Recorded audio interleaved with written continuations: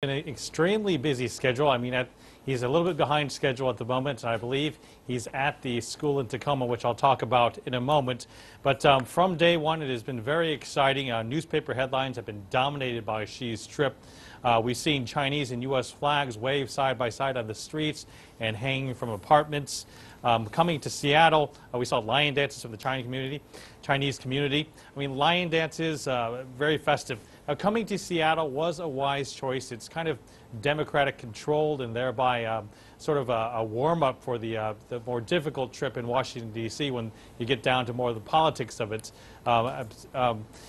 And one of the particular feel-good moments is happening right now at a school in Tacoma, which is just an hour south of Seattle. President Xi is actually visiting students there, talking to the high school football team, believe it or not. And also, those kids have been extremely excited all week as we visited them. They talked about the excitement of getting a chance to meet a Chinese president, and we're working on painting signs in Chinese. So extremely festive there. It's interesting that he made this trip because he actually has a personal relationship, and that's something he's emphasized throughout the trip.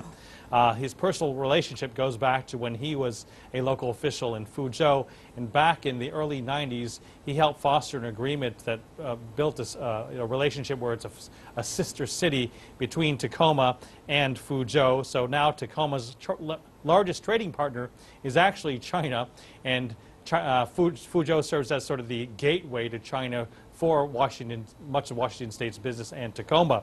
So our CCTV crews spoke to a mayor that signed the deal in Tacoma, and he said it's something that you just never forget, and it's a lifetime memory. So this has been the sentiment. Even at the factory in Boeing, he built a good relationship with the workers there, saying they were the most valuable asset.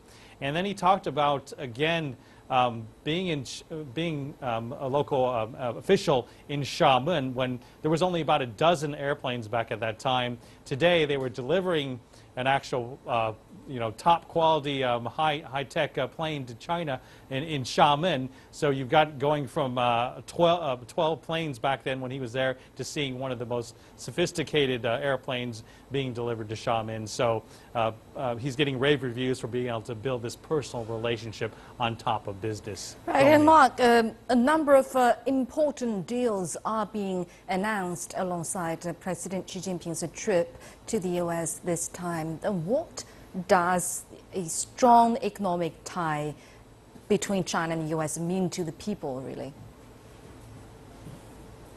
Well, first of all, it means jobs, and that's the most exciting thing. Certainly, the Boeing deal will create many jobs. I mean, 300 airplanes is by any measure a lot. I believe, almost double what previous presidents have done when coming through Seattle for purchases. Now, the deal did cause a little bit of concern about jobs because they're actually building a completion and service testing plant in China.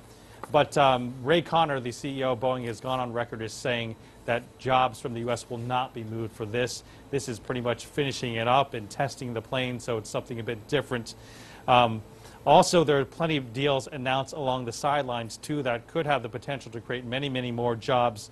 There were deals between Seattle Tech Incubator and Shenzhen to collaborate on technology products, a deal between Sichuan province to promote trade and investment, and an interesting deal between China National Nuclear Corporation and TerraPower to work together on something called the traveling wave reactor, a next-generation nuclear plant technology that's believed to be cleaner and more efficient. TerraPower was actually co-founded by Microsoft founder Bill Gates. So indeed, this trip served as a sort of feel-good warm-up, but it was very much appreciated by local residents for the reasons for both reasons being jobs created and also increased and enhanced personal relationship that could be more important down the road.